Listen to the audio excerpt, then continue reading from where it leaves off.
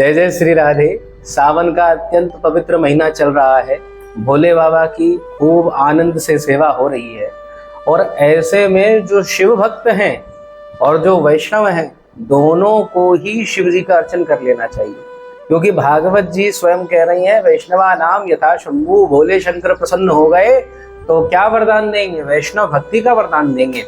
तो इसीलिए आनंद से शिव जी को प्रसन्न करने का जो सरलतम, जो सबसे सुलभ और शिव जी को जो सबसे प्रिय मार्ग है, उसको हम आपको बता रहे हैं। यहाँ पर शिव पुराण सामने है और शिव पुराण में ये जो गीता प्रेस से आप प्रकाशित देखते हैं शिव पुराण, इसका आप दर्शन यहाँ कर पा रहे होंगे। तो इस शिव पुराण के ही अंतर्गत जो सुंदर पार्थिव शिवलिंग का महत्व बताया गया है, उसको हम जानेंगे। उसका पूजन कैसे करना है उसको भी साथ में जानेंगे, और किन किन चीज़ों का ध्यान रखना चाहिए। भैया खूब पार्थिव शिवलिंग पूजा करते हैं परंतु फल तो मिलता ही नहीं है, मुंह लटकाए के बैठे हुए हैं, तो कैसे काम बनेगा? तो इसीलिए कैसे हमारा हर प्रकार से सर्वांगीण शिव भक्ति और श्री कृष्ण के प्रति समर्पण हो, उसका हम भाव करें। श्री सूत जी महाराज कह रहे हैं कि कृते रत्नमयम लिंगम त्रेतायाम हेम संभवम द्वापरे पारदम श्रेष्ठम पार्थिवम तु कलौ युगे। कह रहे हैं कृते रत्नमयम लिंगम। कृते मतलब सतयुग। सतयुग में सबसे पहले रत्न मणियों के लिंग बनते थे, शिवलिंग में स्वर्ण का शिवलिंग बनता था। द्वापर में पारद का बड़ा ही सुंदर और श्रेष्ठ शिवलिंग माना जाता था, पारद जिसको रसलिंग भी कहते हैं। और अब इस कलिकाल में पार्थिवम तु कलौ युगे, श्री शिव पुराण में वर्णन कर रहे हैं कि पार्थिव शिवलिंग ही कलयुग में सबसे श्रेष्ठ माना गया। तो प्रश्न कर दिया गया, भैया पार्थिव शिवलिंग क्यों श्रेष्ठ है? और भी शिवलिंग हो सकते हैं भाई। हमारे जो शिव जी हैं वो कई जगह पे काले रंग के पत्थरों में दिखते हैं, नर्मदेश्वर में दिखते हैं, तो क्या वो श्रेष्ठ नहीं? बोले वो बात नहीं है, यहाँ कुछ और गहरी बात है। तो क्या? भगवान शिव शंकर की 8 मूर्तियां कही गई।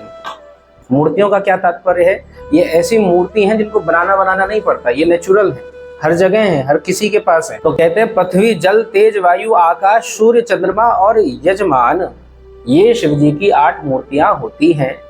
अब ये जो 8 मूर्तियां, इनमें सर्वश्रेष्ठ मूर्ति जो है वो हमारी जो धरती माता है, धरणी है, पृथ्वी है, उसको सर्वश्रेष्ठ माना गया है और उसके द्वारा बना शिवलिंग शिव जी को अत्यंत प्रिय है। बड़ा सुंदर श्लोक सूत जी कहते हैं, यथा सर्वेषु देवेषु ज्येष्ठा श्रेष्ठा महेश्वरः एवं सर्वेषु लिंगेषु पार्थिवं श्रेष्ठमुच्यते, यथा नदीषु सर्वासु ज्येष्ठा श्रेष्ठा सुरापगा तथा सर्वेषु लिंगेषु पार्थिवं श्रेष्ठमुच्यते। कह रहे हैं जैसे देवों में सर्वश्रेष्ठ शंकर भगवान कहे गए, ऐसे ही सभी मूर्तियों में पार्थिव शिवलिंग सबसे श्रेष्ठ है। जैसे नदियों में गंगा श्रेष्ठ है, ऐसे पार्थिव शिवलिंग श्रेष्ठ है। जैसे मंत्रों में प्रणव सबसे महान सबसे श्रेष्ठ मंत्र है, ऐसे ही पार्थिव शिवलिंग की पूजा, उसका आराधन करना सबसे श्रेष्ठ है।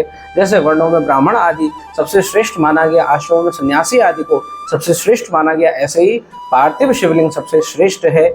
जैसे सारी पुरियों में काशी सबसे श्रेष्ठ है, ऐसे पार्थिव शिवलिंग सबसे श्रेष्ठ है।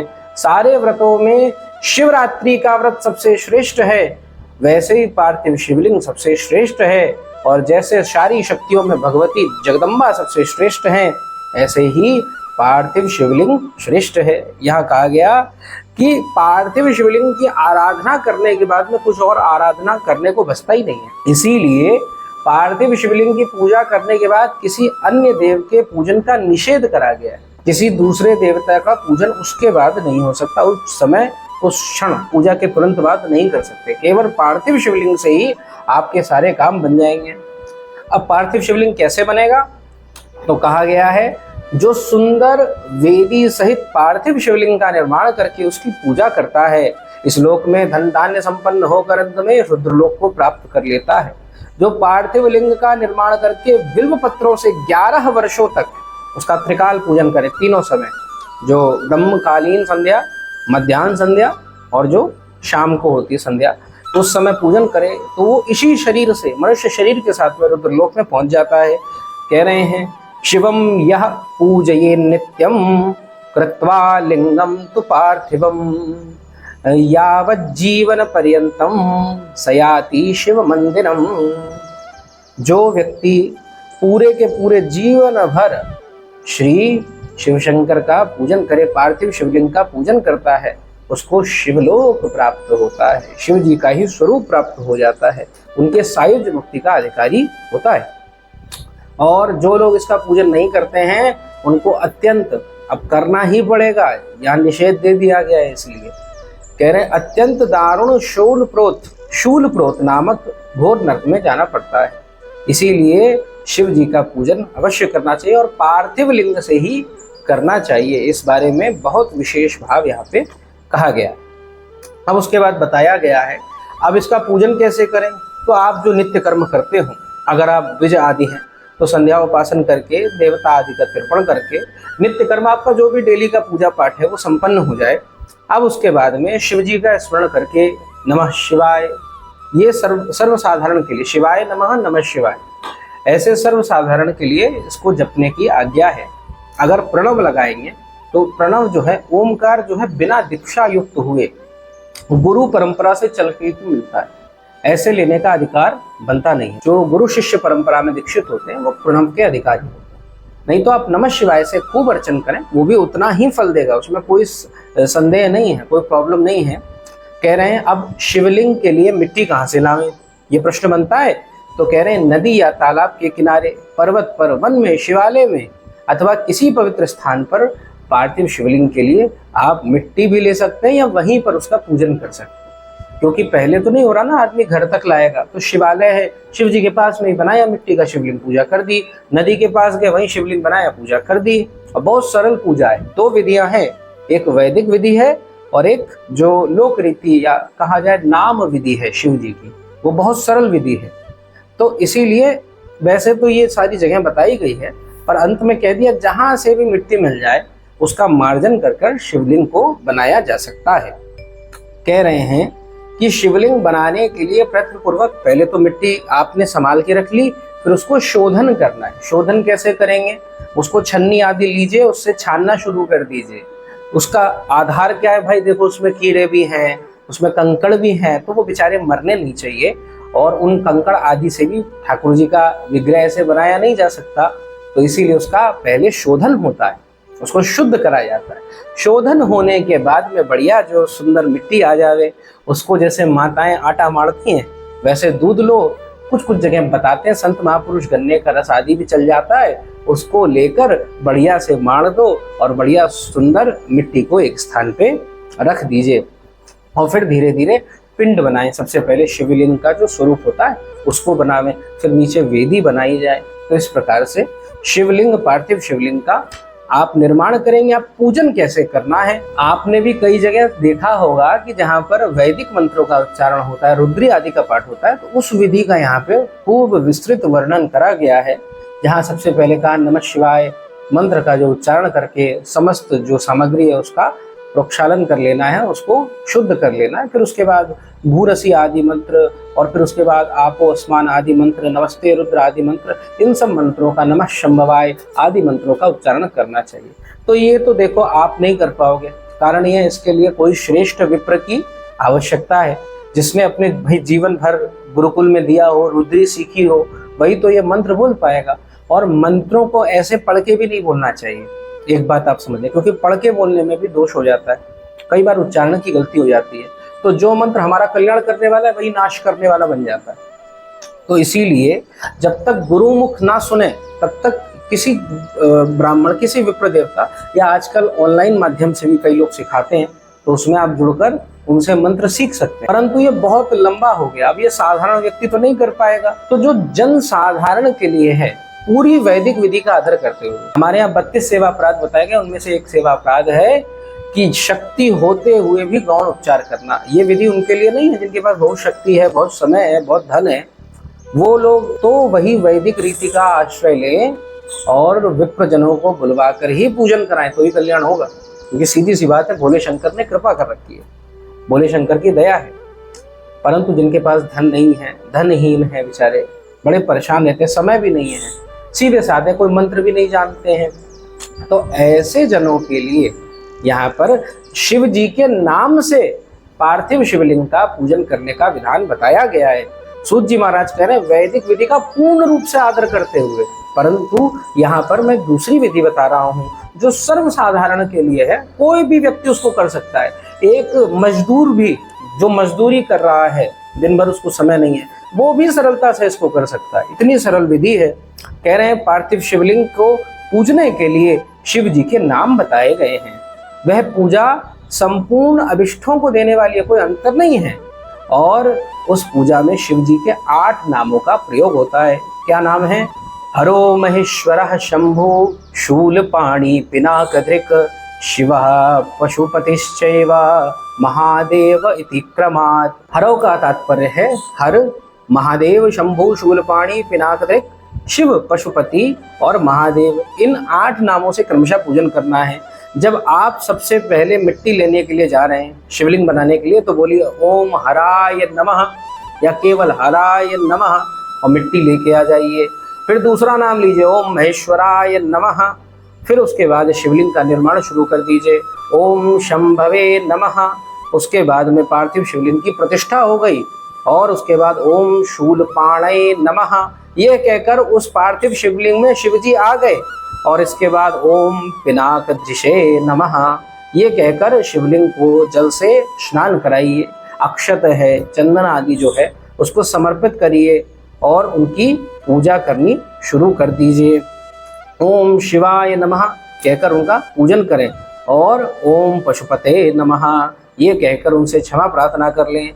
और फिर अंत में ओम महादेवाय नमः ऐसा कहकर उनका विसर्जन कर दें।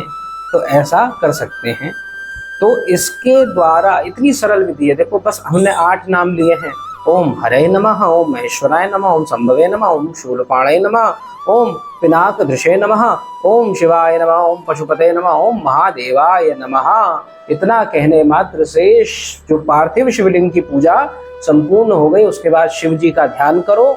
यहाँ तो शिव महापुराण में तो स्तुतियाँ बताई गई हैं कि जिसमें यजुर्वेद आदि में जो स्तुतियाँ आती हैं वो करनी चाहिए, पर आपको नहीं आती, कोई शिव जी का नाम कुछ नहीं आता हो, नमः शिवाय बार बार बोल दो, इतने में ही शिव जी बड़े प्रसन्न हो जाएंगे। और शिव शंकर तो सबको सुख देने वाले हैं। और उनसे फिर अंत में क्षमा प्रार्थना कर लो, हे प्रभु मुझसे कोई भूल हो गई हो तो आपका नाम तो सभी पातकों को मिटाने वाला है, मैं आपका नाम शिव शिव शाम्ब सदा शिव लेता हूँ, आप मेरे समस्त पापों का नाश कर दीजिए। उसके बाद साष्टांग, अगर पुरुष हैं तो पूरा लेट के, और महिला हैं तो पंचांग, केवल 5 अंग, पेट नहीं छूना चाहिए धरती पे, ऐसे प्रणाम करें। और फिर उसके बाद गाल बजावें। शिव जी को गाल बजाना बड़ा प्रिय है, तो आप गाल बजा दें और बस इसके बाद में शिव जी की पूजा संपूर्ण हो गई, अपना काम कर लो। देखो कितना सरल है। आप किसी नदी में गए, शिव जी के मंदिर गए, बस जाओ मिट्टी उठाओ, ऐसे करो और बस ये 8 नाम कहीं लिख लो कॉपी में, किताब में, और कुछ भी हो पाए, नहीं तो ये रिकॉर्डिंग में ही मिल जाएंगे आपको। तो बस उन 8 नामों को लिया और बस 8 नाम लेते पूजा संपूर्ण हो गई, सारा काम हो गया। और इस पार्थिव शिवलिंग की पूजा का फल देखिए कितना अद्भुत है। कह रहे हैं विद्या प्राप्ति की कामना से पुरुष भक्ति पूर्वक 1000 पार्थिव शिवलिंगों का यदि पूजन कर ले तो सारी विद्या मिल जाए। धन चाहता है मात्र 500 पूरी कर ले, 500 शिवलिंगों का पूजन कर दे तो वो धन मिल जाएगा। मोक्ष की कामना चाहने वाला 1 करोड़ शिवलिंग का पूजन करे, पार्थिव शिवलिंग का। ऐसे ही जो कोई कारागार या कहीं कोर्ट केस आदि के चक्कर में हो तो वो 1500 शिवलिंगों को बनावे। दरिद्रता से छुटकारा चाहिए, 5000 शिवलिंग को बनावे। और कह रहे हैं इतने सब कहने के बाद में अंत में कह दिया, अगर भैया कोई एक पार्थिव शिवलिंग का भी नित्य पूजन कर रहा है, आप जाते हैं शिव जी के मंदिर में, आप जाते हैं यमुना जी गंगा जी के पास में, आप जाते हैं किसी भी मंदिर में, वहां मिट्टी मिल जाती है, आप हल्का सा पार्थिव शिवलिंग बना के उसमें जल चढ़ा देते हैं, एक शिवलिंग के पूजन का पर प्रतिदिन कर रहे हैं तो कह रहे हैं सारे पापों का नाश हो गया। 2 शिवलिंग के पूजन कर रहा है तो सारे अर्थ की सिद्धि, सारे जितने भी उसके धन आदि हैं, जितने भी काम बनने, सारे काम बन गए। और अगर 3 शिवलिंग का पूजन कर लिया तो सारी कामनाओं की सिद्धि हो गई, उसने जो चाहा वो काम बन गया। ऐसा अद्भुत यहाँ पर पार्थिव शिवलिंग का महत्व बताया गया है। तो देखो इसमें सबको अधिकार है। यहाँ शिव शंकर स्वयं कह रहे हैं ब्राह्मणा क्षत्रिया वैश्य शूद्रो व प्रतिलोमजा, कोई भी व्यक्ति क्यों ना हो मेरी पूजा कर सकता है, कोई रोक टोक नहीं है। जैसा जिसका स्वरूप, जैसा जिसका भाव, वैसे मेरा पूजन करे, जैसी रीत वैसा पूजन करे। परंतु एक बात का विशेष ध्यान रखें सभी लोग। क्या बात है कि बिना भस्म त्रिपुंड्रेण, बिना रुद्राक्ष मालया, विलव पत्रम बिना नैव पूज्येत शंकरम बुधः, पूज्येत शंकरम बुधः। बिना भस्म बिना भस्म त्रिपुंड लगावे, बिना रुद्राक्ष की माला पहने, बिना बिल्व पत्र हाथ में लिए शिव शंकर की पूजा नहीं करनी चाहिए। अगर शिव जी के पास जा रहे हैं इतना कर लीजिए, रुद्राक्ष की माला पहन लीजिए। वैष्णव जन भी उतने समय तक धारण कर सकते हैं, कोई रोक नहीं है। त्रिपुंड का भाव कर लें और साथ में क्या कर ले भैया, साथ में बस विल्व पत्र, उस विल्व का पत्र, बेल पत्र जिसको आप कहते हैं, वो ले जावें, शिव जी पे रख दीजिए और आपकी सारी मनोकामनाएं पूर्ण हो जाएंगी। तो इस प्रकार से हमने पार्थिव शिवलिंग के महात्म्य का श्रवण करा है, जो शिव पुराण की विद्येश्वर संहिता के 19, 20 और 21 अध्याय में। तो आप इसका श्रवण करें और अवश्य ही पार्थिव शिवलिंग का पूजन कर कर देवादिदेव महादेव को प्रसन्न करें। जय जय श्री राधे, हर हर महादेव शंभो।